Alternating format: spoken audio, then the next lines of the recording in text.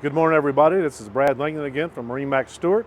This morning we're going to take you through a walkthrough video of a 2025 Boston Whaler 19 Montauk. This boat is a baby blue hull. You've got a very large expansive seating area up front, a T-top, a VHF and a VHF antenna. We're going to do an inside walkthrough here now, and we'll come right back to you. We're inside the 19 Montauk Boston Whaler. We'll start off at the back. We've got a 150 Mercury outboard. You see you have fold-up seats in the back with removable backrest. Then you have a very large live well for a 19-foot boat that does shut.